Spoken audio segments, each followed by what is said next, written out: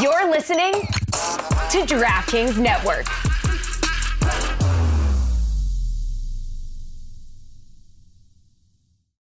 If you're a facilities manager at a warehouse and your HVAC system goes down, it can turn up the heat, literally. But don't sweat it, Grainger has you covered. Grainger offers over 1 million industrial-grade products for all your operations, including warehouse HVAC maintenance.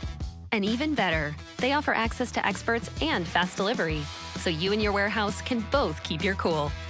Call 1-800-GRAINGER, click Grainger.com, or just stop by. Grainger, for the ones who get it done. This is the Dan Le Batard Show with the Stugotz podcast. Today's episode is sponsored by DraftKings. Stay tuned because you'll hear more about DraftKings and all it has to offer throughout the show. DraftKings, the crown is yours. Yeah, so I was telling him, like, I downed 3 armadillos before 8:30, buddy. You can't sizzle my spring rolls. 3? Yeah. Oh, we're on live. Hey, guys, what's going on? Football energy. Football energy. A good round of football in the shipping container. Football. Yeah, I said I want a little bit more football energy in the shipping container. I walked in and they're reacting to game tape, and then I realized it was some college football game that Taylor and Mike played last week or something. There's something going on because I typically don't care about people's video game exploits, and I've been obsessed with you guys' college football league on which one? Several. Yeah, there's several. The one that gave us the game of the century last week. That one? Yeah, I got a huge game coming up. Oh, I got to hit that guy back. I got Notre Dame versus USC. Important you hit him back so you can play, so we can especially advance. since I'm going to Gainesville over the weekend. Oh, yeah? What's going on there? The game of the century. Game of the century for everything. The game for everything over there. Yeah. Blueprint game already? It's kind of weird because I'm in like a bunch of these, and there's one that means more to me, and like it's kind of a curious experience for me because everyone that is in that league treats it like it's the main thing, and for me, it's just a side piece. Like I don't really care. I'm just like messing around trying new stuff with it. I'm gonna look in the mirror here. This is my fault. We had great football energy, and I brought us back to video games. You did. And I want to apologize to everyone for that, and that's on me. Let's go back to Gainesville, though. Or let's go to Gainesville, because that's where you're going on Saturday. I'm going tomorrow, driving up. Can I ask you a serious question? Drive. I'm not trying to be funny here. Aren't expectations slowly killing you, Michael? I'm not talking about this game. I'm talking about in life. Generally, expectations. Yeah, and I think, I don't know if people have noticed it. I've certainly noticed it in myself. My approach to these things is way different. It's almost like the more I get invested, the more rational and pragmatic about these things I try to get. My expectations are, I'm nervous. Like this is a huge game for me personally. For my finances, for this program, for the things that I care about deeply. And I don't buy all the nonsense that I understand why Miami's favored, but I don't buy all the nonsense that they're going to blow them out. I think it's going to be a tough one. I really do. And I'm nervous about it. And I do try to manage my expectations because over the last 20 years, say for a couple of outliers, this Miami program has never missed an opportunity to miss all the opportunities. That is so true, Mike, but I will give you a little teaser for what's coming up later today on our first episode of Gen CFB the college football season with Lucy. Yeah. I picked Miami to win. Really? I did. Wow. That's, all right. I'm buying the hype. Spoiler. I think Cam Ward's pretty good. I want to talk to you a little bit about, like, because I sample everything that Meadowlark has to offer now once I found out that everyone's talking about me. And Lucy, I haven't come down on her on this. No one did it you down in the episode.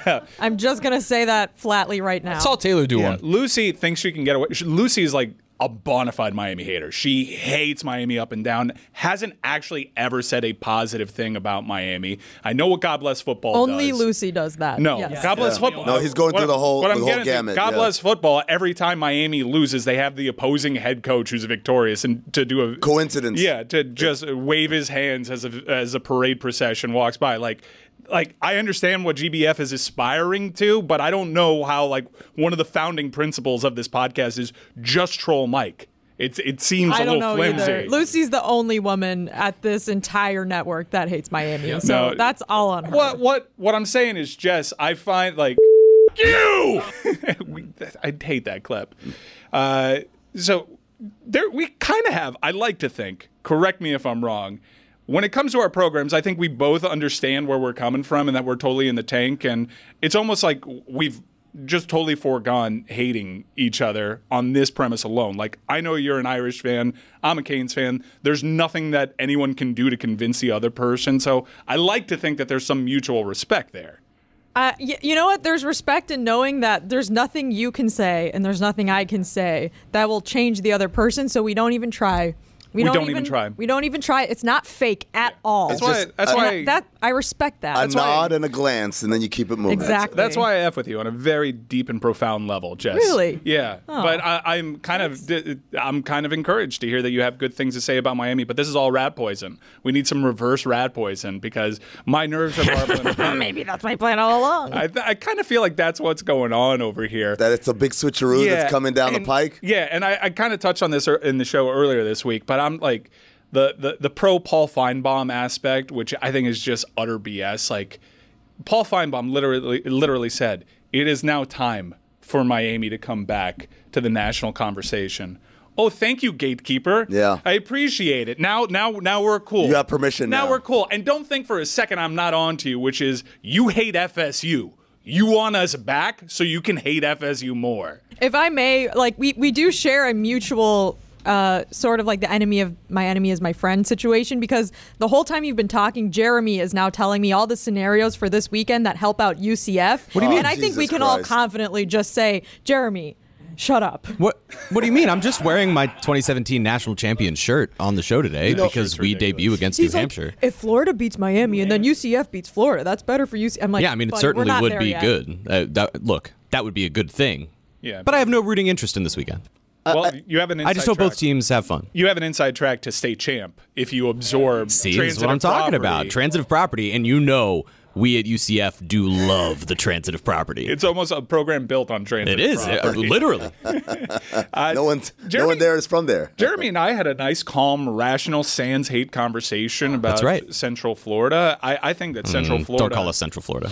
What UCF. Just UCF? Yeah. Okay, I'm sorry. They've rebranded, Mike. I'm sorry, I meant... Not the Golden Knights, not Central Florida, the UCF Knights. Sincerely meant... Or the Citronauts. Not the Florida Northern Institute of Technology or whatever they used to be. Are they not SMU back there, man? University of Central Florida? Yeah, but when it was like C.FLA or Central Florida on the bottom line, it always used to piss everybody off. So UCF, that's the branding. Any consideration to Orlando State? No. Oh, man. Although I do kind of like it. I kind of like that. I don't hate it. Orlando State. Yeah. OSU. It happens. OSU. Oh, yeah, we did it. There's a San Diego State, there's a Fresno State, there's a Boise State. There's too many OSUs You do it as like already. in Disney. You do it like Mickey voice. Oh, OSU. Yeah, but then you could use an orange as your O. As the O, yeah. I don't hate it. Or the Epcot ball. Oh, yeah. Or the Citronaut head. That Or NIL Goofy. money from Disney. Sorry. someone do Kermit. I don't know why. Just someone do it. I think Roy's got a 6 out of 10 Kermit. Really? Yeah, you've got it's a SUI nominee.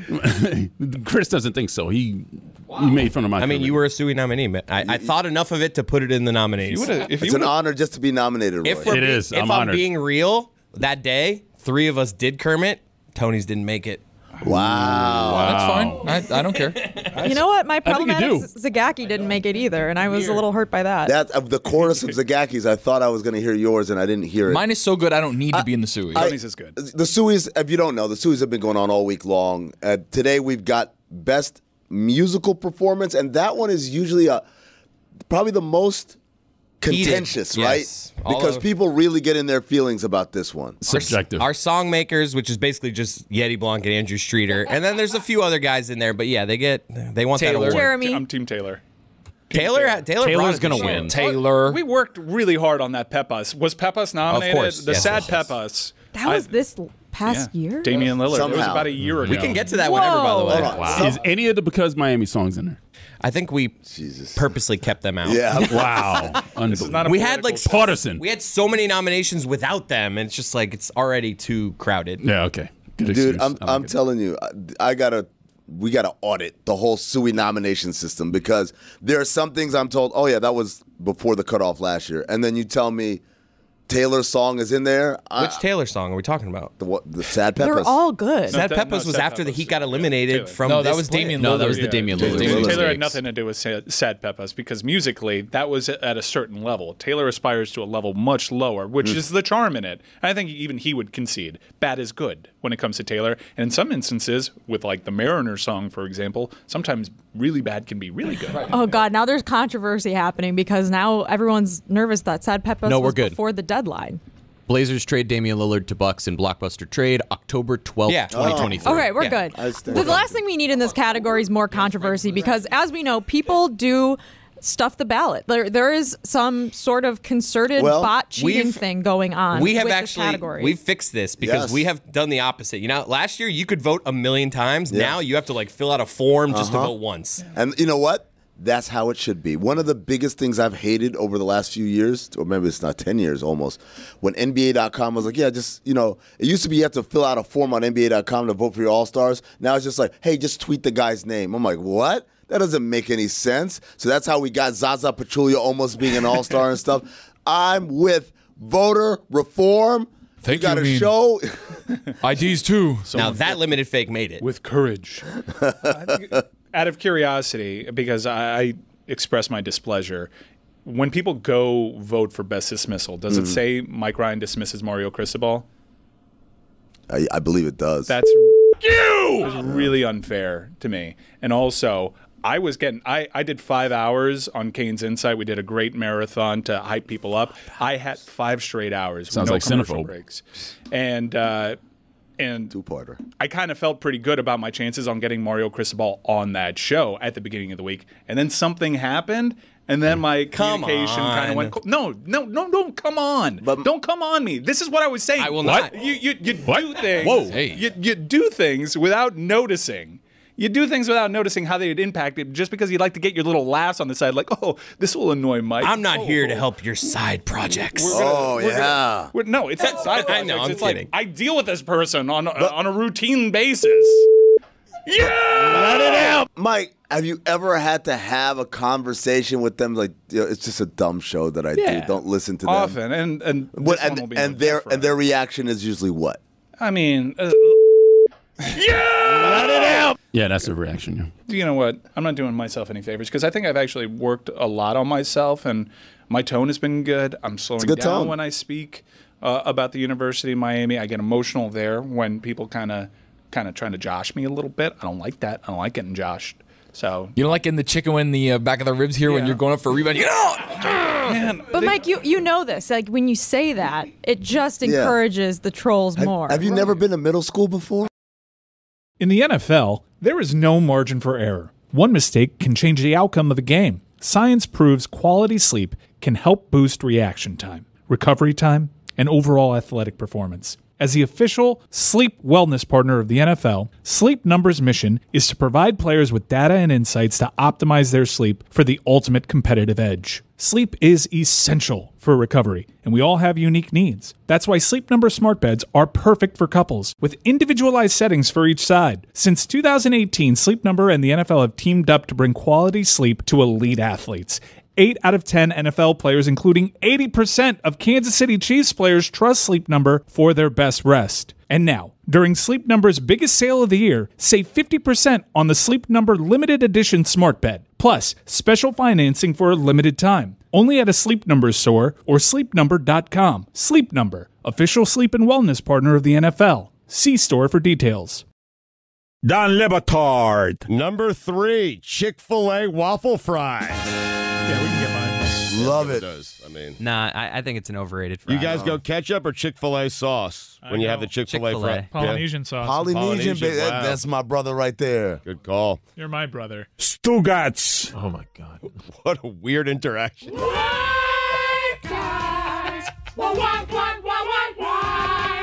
Wow. This is the Dan Le Batard Show with the Stugotz. that clip. It's been a while. That clip in particular was I was calm, level-headed, conceding every single criticism for 3.5 hours. And Dan's like, give me more. Well, not every single criticism, because I believe that was the day that inexplicably Lucy and I were both left off the Monday schedule after that game for reasons that still have not been explained to me. I had no influence over the schedule, but I would be lying if I said I wasn't happy about it. I mean, I loved it. I was dreading it. That talent email, that talent schedule. I was hovering. I was hovering over my email. I'm like, please, dear God, no Lucy, no Jess. And I said Jenga after it came in. Yahtzee. Yeah. I don't know. It's crazy. It's election season, and we're all getting a crazy ton of scam likely calls. If you would have told 14-year-old me that I would just send a call that said caller ID scam likely straight to voicemail, my 14-year-old self would be like, what are you doing? If you told 14-year-old me that, I would be like, what's caller ID? Yeah, that's true, too. Remember prank calls? Oh, my God. Jerky boys. The Simpsons with Bart calling Moe's Tavern. Like, that's a bit that can't live anymore. No. Like, you guys talk about stuff that doesn't age well and usually stuff that's canceled or whatever. Like, no, that's the stuff that doesn't age well. I can't show my kids, how Bart will call because, like, why doesn't Mo just know that it's coming from the Simpsons house? I bet we could prank call my dad right now. Could we? If it was a number that nobody Star 67 anymore? If it was a number that he didn't know, I don't know if that I feel like works. we could get him. Star 67 does work. Like, in terms How of about Star blocking 69? Whoop. I don't think it works for someone that's Star 67. We used to do Star 69 and it would not show, at least here, it would not show the caller ID. No, that's Star 67. No. I thought Star 69 is called back when you don't know who called you. Yeah, which was Star 69. It calls back the last number that called you. Well, which is what you would do to counter the prank calls that you would receive when I was in high school. I mean, it was a glory days of prank calling. The glory days. Everyone would try to Star 69, but people would Star 67 on the front end, and you can't actually. The person who came up with Star 69, were they just a deviant? Like, they could have chosen a lot of numbers. Mike, I need you to wax poetic. I need you to take us back to you in high school. Like the little music is playing in the back, dang dang dang dang dang dang dang dang dang dang, and like it was a great summer. We used to prank call. I got pranked a lot in high school. This By might come as a surprise. By like high schoolers, because my dad was out of town a lot, like half the year. I was by myself in my own home. Did you answer the phone, Ruiz residence? No, I wouldn't do that. Oh. We had caller ID back then. Okay. But no, I was, people knew that I was alone at home, so they would either prank call or people would like do stuff to my house. Like it was not Alone at Home. Very fun for me. That would be a good movie. Good series, movie, yeah. Yeah, if you did Alone at Home and people doing things to your house. Do you guys remember how like embarrassing it would be if you wanted to talk to your crush and you'd have to like call their house and then their parents would answer and you'd be like, is Joe home? That was actually my crush's name. Yeah. May I speak to Joe, please? Yeah, and they'd be like, who's calling? Okay, this is. I remember beeping crushes. I remember the way what is that a euphemism for? No, you would beep them like pager. But what is the 143? 143 5885. I would just do 8008. Yeah, no wait. What is it? No, 8000805. Yeah. Sorry, I can't and then spell you'd sit on the bed with the landline and the cord, and you'd twist it around, and your little feet would be in the air, and you'd be like, ooh. On your stomach, kicking your legs back behind you. The first conversation I ever had with my now wife was I thought she was cute, and I wanted to talk to her, and Is Cynthia home? No, I hit her up via AIM. Oh yeah. Oh yeah. I shot my shot. But her via away AIM. message was on showering, BRB. No, she had to accept the request, and I asked like, "What's the homework tonight?" And it was a Wednesday night. What's the homework? Attaboy. There was no Wednesday night homework. You know that. I went to a Christian school. There was no homework.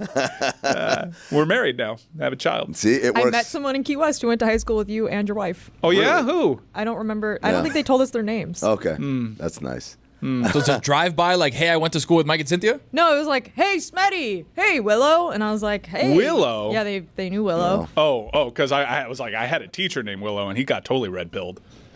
He was like one of the cool guys. I don't know what happened. Well, I kind of know what happened. Facebook happened. Yeah, and then we chit-chatted for a while. And then we went back. Is there a possibility that he gave you his name and you don't remember it? Yeah. I think there's a sincere possibility that that's exactly what happened there. There are so many beeper codes. Yeah. Like you can have full conversations. 911 was the Crazy. big one. Yeah, call me right like back. 0563. Dude, please doctors, don't leave me. It was up until recently. Doctors were still using that system. I think my father-in-law still has a beeper. Dude, I'm telling you, like I did not get to experience it because like that was in my day. If you had a pager, or if you asked your parents for a pager, they would say the only people who need pagers are doctors and drug dealers. Which one are you? And I'm like, oh, this is the doctor. Sometimes they're the same thing. Remember two-way pagers? Like, oh my man, gosh, I can aim on the go. That was what led to the Sidekick, right? Eventually, the evolution of the two-way pager was like, what if I could also make phone calls with this? And then voila, Sidekick, and you had AOL Instant Messenger, you had MSN on it, you had all the different messaging apps. And you could also text with a QWERTY keyboard. Jeremy has a very important update for us, by the way. I did the research. I went back and looked at all of our talent schedules, and Jess or Lucy had been on the schedule every single Monday since the first week of July until the University of Miami lost to Georgia Tech. I was very fortunate that day. What can it was you the say? first Monday where neither of them was on the schedule for 3 months. I have no sway. Luck of the draw. No sway. Luck swung in your favor after it swung out of your favor, humiliatingly. Mike, you are perhaps our most degenerate gambler on the team, right? Is there someone here who's bigger than you? Allegedly. I wouldn't say, yeah, let's be careful. I'm not calling you degenerate. I'm a responsible gambler. Taylor's unit is oddly high. Yeah, Taylor, I like to gamble. I like to place bets. I like having action. Yeah, I'm not a junkie by any means. No. The gambles that I make are more professional in nature, but yes, I will concede that out of this unit, most certainly, I'm the biggest gambler. Well, because I've been hearing talk about your biggest NFL future bet to date. Yes, it was. Now this was also slightly spoiled. It came to my attention, but I've never been a futures guy, primarily because I don't bet that way, and I kind of want the money. I don't want to stash money away waiting for something all season to come in. But this is the first time that I'm kind of changing my approach because I saw some value on the board. And so I placed a pretty heavy multiple unit prop bet on one specific rookie player to hit the over-under on his receiving yard total. It's the biggest future bet I've ever made. Are you going to give us the name, or is this hidden on purpose? I'm glad you asked. I was just doing radio. Oh. Marvin Harrison Jr. Oh, yeah. Marvin Harrison Jr.'s over-under is set to 1,000 yards. If you find it at DraftKings Sportsbook, 1,000.5. I smashed that over. He's a tremendous player. I think he's going to just stroll into that lineup, be their number one wide receiver. He has a quarterback that's going to throw it. And plus, there are more games this year. 1,000 yards isn't what it used to be. I think he easily cruises past this number. And if he doesn't, it would be like one of the biggest shocks of my life because I rate him highly. The thing about it is, I just wonder, like, it's more about Kyler Murray than it is about Marvin Harrison. No, I understand. This Arizona team is going to be down a lot. They're going to be chucking it. That is a part of it. But this, for me, and Tony, I don't know if you feel the same way, this is entirely about Marvin Harrison Jr. I think he's a spectacular talent. He's one of the best wide receiver prospects that we've seen since, like, Justin Jefferson, Jamar Chase. Like, he's incredible. Megatron, like, his numbers and his what his projections should be are incredible. The thing is, have you seen any of the action move on that line? Have you gone back and been like, oh, wait a second, it's kind of trickling up or down? I couldn't hear you because Jeremy was whispering in my ear something about UCF, so I apologize. That's not there. Can that's you? exactly Can you? Have you seen the line move? No, I haven't seen the line move because I kind of said it and forget it. So I haven't seen the line move. I imagine this show has such influence that that we will move this line. In fact, I feel like by speaking over the air right now, moving. We are moving. It's this minus line. 125 to bet the over in that. Look at that. It was minus 110. We already moved the line. You can hear Movers the and people shakers. rushing to their apps right now nationwide watching us on the YouTube because they want to lock in this future. I also have a pretty good college football future that I feel good about, which is juicier because that minus 125, you're laying some vig for a couple of months. You don't necessarily like that. You want some big juicy futures, and I think in college football, we're at a really interesting point. So sharps, professional gamblers, right, guys that are really good at this. I've always heard that they research on college basketball like crazy, and they just pounce on the early season lines in college basketball. And over a 2-week span, these guys essentially make their years because it's a difficult sport to handicap. There's so much roster turnover. There's a lot of variables. No one really knows what a team is going to be. So if people really do their research, talk to the right folks, you can game the system. College football historically hasn't been that way. We see lines like this week. Miami's favored by 2.5 on the road, according to DraftKings Sportsbook at Gainesville. This is a heavy public line. The public is pumping up a road favorite that is not in the SEC, a road favorite that for 15 years has lost almost every big game it's ever been outside of one beautiful night at Hard Rock Stadium against Jess's Irish. So we always fail. By principle, I'm always like, let me take that home dog, that home SEC dog, Florida. Are you kidding me? In that atmosphere, week one, a really heavy public road fave. But we're at a really interesting point, and there's so much roster turnover now in college football that it's really difficult to handicap these week one lines. So for me, I'm just totally staying away because I got enough action on this game already. I'm not betting on it because by principle, I'm scared of the situation. Traditionally, I'm always on Florida in this spot, but you got to say that maybe the odds makers, they don't exactly know how to gauge week one lines. I love a good week one surprise, right? Like for instance, I don't know, making Georgia Tech 10.5-point dogs. You know, who knows? I pounce all over that, and the line moved. Boston College opened as a plus 19.5-point dog. I got them at 17.5. They're now down to 15.5. It may tumble even more. I like Boston College. There's too many points. Another teaser for Gen CFB later. Florida State has the rare week one must-win game. Oh, we had the appetizer last week, but now it's time to feast. College football is back. Don't miss any of the action. Jump in with DraftKings Sportsbook. It's a full slate of games for week one, including the big matchup in Atlanta between the preseason number 1 and number 16. All you newbies getting into the college football spirit, here's something extra special. New DraftKings customers bet $5 to get $200 in bonus bets instantly. Score big with DraftKings all college football season long. Download the DraftKings Sportsbook app now and use the code DAN. That's code DAN for new customers to get $200 in bonus bets when you bet just $5. Only on DraftKings. The crown is yours. Gambling problem? Call 1-800-GAMBLER. In New York, call 877-8-HOPE-NY or text HOPE-NY 467-369. In Connecticut, help is available for problem gambling. Call 888-789-7777 or visit ccpg.org. Please play responsibly. On behalf of Boot Hill Casino and Resort in Kansas, 21 and over. Age and eligibility varies by jurisdiction. Void in Ontario. Bonus bets expire 168 hours after issuance. For additional terms and responsible gaming resources, see dkng.co/FTBall.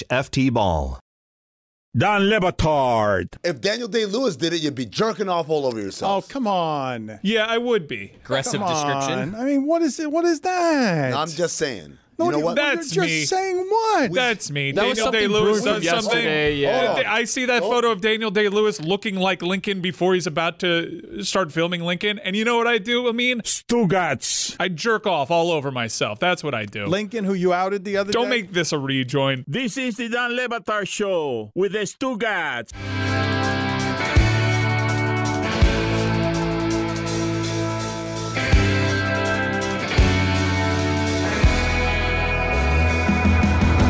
So, Mike, one of the things that you mentioned in your big futures bet was you're betting on Marvin Harrison Jr., obviously. A storied career at Ohio State. The bloodlines, you know who his father is. We shan't say his name. Try not to. But there is something, I'm not going to say untoward, but a little off surrounding Marvin Harrison Jr. And I don't know if you guys know this. You can't buy his jersey. Mm-hmm. Not because it's sold out and it's the hottest ticket on the market or hottest jersey on the market. It's not being sold.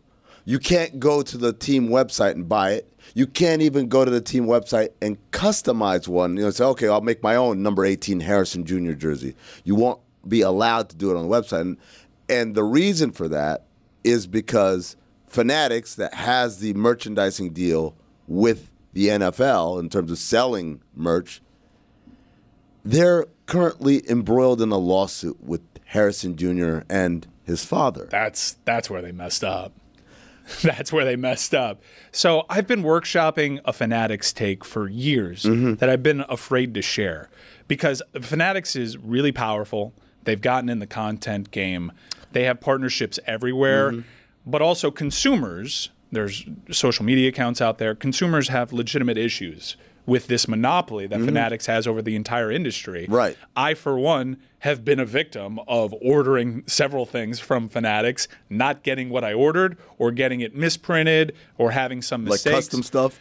Not even custom stuff. Like when I was a Browns fan, I had a Nick Chubb jersey where the number 24 was like over here. Like, what? Yeah, it happens happens all the time with Fanatics. There's, like I said, there's websites dedicated to it, and the consumers are kind of holding the bag here, not just because the products have kind of been diminished, but also the creativity on championship merchandise, let's say. Fanatics is really kind of cookie cutter with some of their designs. Yes. And so they've taken over a lot of the uniform printing, and people are upset with this. And I've wanted to share my frustration, as Roy and I are big uniform guys, and I know he probably feels a certain way. I think both of our worries were a little bit alleviated with their NHL designs. We were worried about how that would go. Wasn't so bad. As far as the championship merch, or as far as the actual their championship jerseys? merch, I think, totally missed the mark. Right. Their championship merch, I didn't buy any of those hats or any of that championship stuff. It wasn't appealing to me. It was all like, if you asked like early stage AI to design a championship shirt, this is what it would look like. It did nothing for me. But I think we're at a point right now where you have to be careful because, number one, Pablo Torre, he's joining us. He should find out about Fanatics, because a lot of these partnerships that they have with the leagues, a lot of these, they're invested in this company. Oh yeah, there's equity there. Yeah. Like, it's all kind of unseemly. So my end game here, as I ramble on, Spence, is if you actually have an issue with Fanatics, if you yourself have been a victim of a misprinted jersey and you want to root for the demise of Fanatics, they put Marvin Harrison Jr.'s father in a lawsuit. So your time may come, because that is not something that you do if you want to keep on existing as you are. Certainly, if you want the arrow to continue pointing up, you do not sue Marvin Harrison Jr.'s father. You do not even say his name, let alone name that name in a lawsuit. You do not do this. So if you, like me, have once opened up a package from that company and been like, damn it, no, how can they keep getting away with this? They will soon not be able to. So if you don't know, basically they did an NIL deal with Harrison Jr. that was supposed to pay him $1 million, and he was supposed to sign 30 game jerseys. Marvin Harrison did sign this contract. Marvin Harrison, it's irrefutable. There was a Marvin Harrison signature on the deal. But not the one that they're suing, the problem is, right? Because Harrison said, quote, "It is not an agreement between Fanatics and me. I was never requested to, nor did I ever sign any document that personally obligated me to do anything concerning the binding term sheet." And so it's so how does the father get dragged into this, Amin? Well, in the affidavit, it says that the father is the one that signed the term sheet and not Harrison Jr. And that's who their big beef is. But as a result, they basically froze all sale of his jerseys, which is crazy because I live in Arizona, and like it was a big deal that they got. As it should be. He's probably the most heralded draft pick they've had since Kyler Murray, and dare I say it, maybe a little bit more than Kyler Murray. The level of excitement. All the heralds Fitzgerald was probably number one. Yeah, pretty much. Fitzgerald. It's hard to say can't miss, because especially with the quarterback position, like Andrew Luck was can't miss, and Andrew Luck, while he having a good career, he didn't exactly live up to those expectations. Trevor Lawrence was another guy this is a can't miss prospect. It's early for Trevor Lawrence. But Andrew Luck didn't miss. But I mean, he retired. No one had that in the cards. At the wide receiver position, if you have one of these guys that are universally heralded by all the heralds, they usually live up. They usually do. Absolutely. And this guy seems as close to can't miss of a prospect at that position as there can be. It's like he was created in a lab when you think about it. I mean, genetically, he kind of was. Well, it's one of the greatest receivers ever that had a hand in it. The wide receivers coach for the Cardinals. Yeah, but Junior's got so many better physical attributes than his father. His father, if you watched him play, very thin. He would catch the ball, go out of bounds because of his frame. Marvin Harrison does not. Marvin Harrison Jr. does not have that frame. He's faster. He's better across the board, which is crazy because Marvin Harrison Jr.'s father was an incredible receiver. Yeah, the wide receivers coach for the Cardinals, Drew Terrell, said obviously he's more advanced in that he's almost been groomed to do this since a young age. Almost as if. Since the first conversation I ever had with him in pre-draft, he's been a pro. He knows what the expectation is. He's very hard on himself and knows what to expect of himself. Ladies and gentlemen, this is what front offices. I won't even say NFL front offices. This is what front offices beat off to. This is porn for them, right? Like when you give me someone who's like this guy, son of a pro, and carries himself in the most professional way and is elite in talent and work ethic and all that stuff, yeah, I'm going to grab some Vaseline and some Kleenex. You mentioned that, but like if anybody has any concerns about Marvin Harrison Jr., it might actually be the father, and right? Concerns? Concerns because the father. Because the lawsuit. Do you remember when Marvin Harrison Jr.'s father was playing in the league? Because he never spoke, a mythology built around him, and everyone, all the commentators, every Colts game, it was like a drinking game. Man, that is an absolute pro. You want your kid to grow up and be Marvin Harrison Jr.'s Well, father. he didn't speak up until their first Super Bowl. That's when he began speaking. Yeah. Well, other people started speaking. And then you realize, like, oh, this dude is tough. You don't want to cross this guy. Like, there's accounts out there on the internet. I didn't see any of them, but I've heard rumblings of a slap at a Pro Bowl and far worse things out there. So you would, if I were a personnel person in the NFL, that'd really be my only question about this prospect entering the league. Like, the bloodline, what's going on there? What can you clear up? So for out the gates for his career, he's got this issue with a huge league partner in Fanatics, and also his father is now embroiled in this Fanatics thing. It's kind of like, well, we were kind of concerned about your dad being involved, and you haven't even played a pro game yet, and your name is in headlines in a lawsuit with your father attached. That kind of confirms some of this stuff, doesn't it?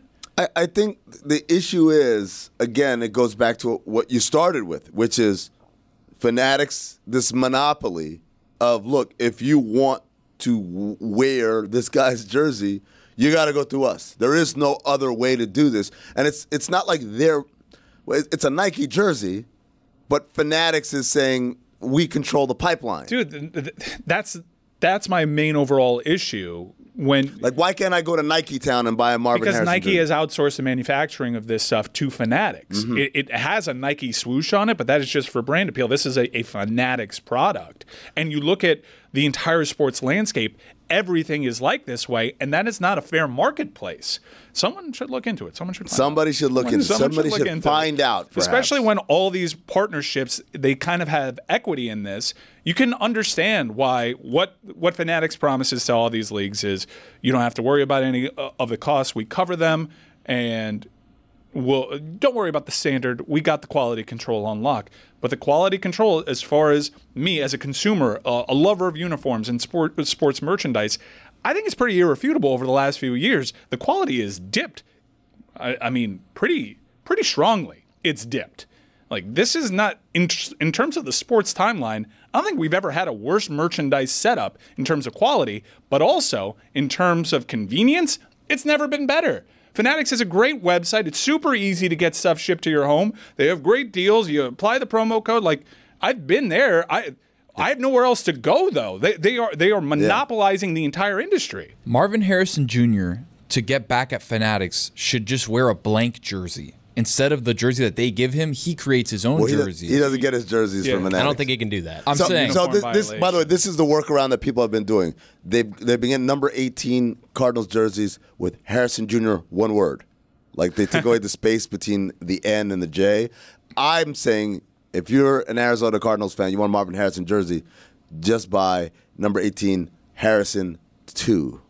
Harrison the second, right? Like, there's ways around this, ladies and gentlemen. Harrison with 2 N's. Yeah. It's not like, because there's M. Harrison. Harrison is a common surname. So it's not like they can tell people who want to buy customized jerseys, sorry, your name is not allowed. This is America, Jack. Thank you. If my last name is Harrison and I want a Cardinals jersey because I'm a Cardinals fan, there's literally dozens of us here in the greater Phoenix area that support dozens of us Harrisons that support this team. There's a lot more than dozens. Whose favorite number is number 18. I used to live on Harrison Court.